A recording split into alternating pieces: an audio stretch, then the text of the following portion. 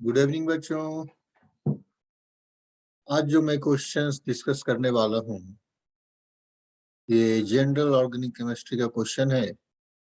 And ये जो आया है जेई एडवांस 2021 में, जेई एडवांस 2021 पेपर 1 का क्वेश्चन है।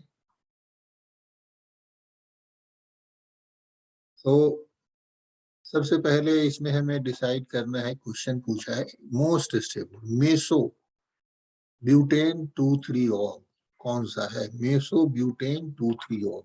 हम लोगों को मेसो पता होता है, मेसो ब्यूटेन कैसा होता है 2,3-ऑल। तो हम लोग स्ट्रक्चर एक बना लेते हैं, जो स्ट्रक्चर नॉर्मल हम लोगों को पता होता है मेसो कंपाउंड कैसा होगा। यहाँ CH3 होगा जैसा आप लोग जानते हो, ये भी CH3 होगा। इधर OH OH OH, ये आपको है मेसो प्रोटेक्ट। अब देखिए, इसको अगर हम लोग इस तरीके से कन्वर्ट कर ले सो फॉर्स प्रोजेक्शन में, तो अभी OH OH दोनों अप की साइड है और यहाँ पर दोनों अप की साइड है। तो दोनों को अप की साइड हम लोग बना लें इस तरीके से। अभी के स्ट्रक्चर में CH3 यहाँ है, अगर इस मेसो का हम लोग स्ट्रक्चर बनाए, OH यहाँ है और ये H यहाँ भी हमें ऐसा ही बनेगा, CH3 डाउन OH।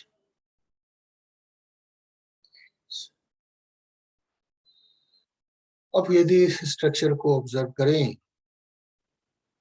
तो देखते हैं रोटेशन करने के बाद पहला मेसो है या ठीक।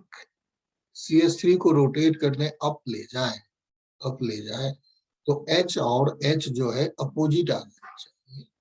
H और H अगर कंप्लीट रोटेशन कर दें, अब हम लोग इसको, ये CH3 अपोजिट हो गए, करेक्ट। एंड H और OH देखिए, CH3 अपोजिट, HOH। तो ये मेसो है, पहला वाला मेसो है। दूसरे वाले को अगर देखें मेसो है या नहीं, CH3 देखिए, CH3 अपोजिट है, बट H और OH यदि हम लोग थोड़ा सा इसको चेंज करें, ये आपको मेसो कंपाउंड थोड़ा सा शिफ्टिंग कर दें, इक्लिप्स टाइप से बना दें, तो ये आपको मेसो कंपाउंड है ही। सी इज नॉट ए मेसो, ये नॉट मेसो।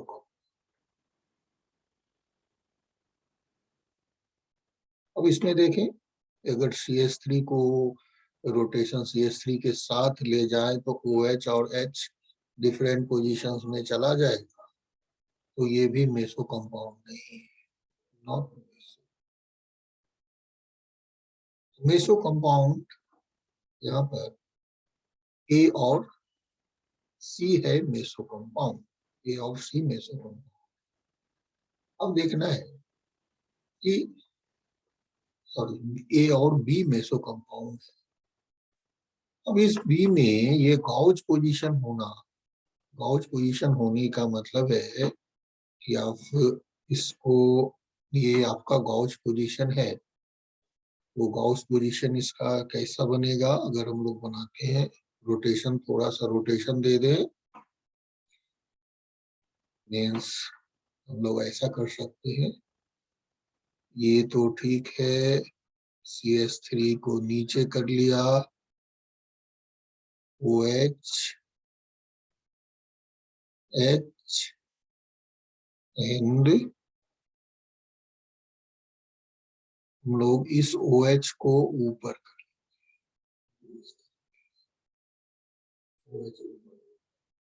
और ये CH3 इधर आ गया और ये H।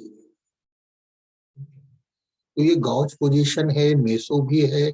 गॉज पोजीशन ऑब्वियसली ज्यादा स्टेबल होता है, लेकिन आप दोनों को गॉज देख रहे हो, ए और बी। इस केस में क्या होगा, ये वाला हाइड्रोजन जो है इसके साथ इंटरेक्शन कर, इंटरमॉलिक्यूलर इंट्रामॉलिक्यूलर हाइड्रोजन बॉन्डिंग का formation, intramolecular hydrogen bonding. So due to this intramolecular hydrogen bonding, due to intramolecular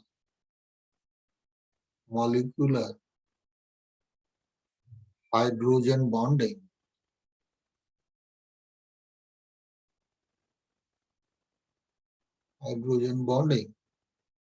among A and B, among A and B option, B will be more stable. B will be more stable. About C and D, these two are not meso compound. C and D are not meso compound. C and D are not meso compound. तो इस तरह से हम लोग इसका answer कर सकते हैं। इसका आंसर क्या हो जाएगा, इसका आंसर बी ऑप्शन।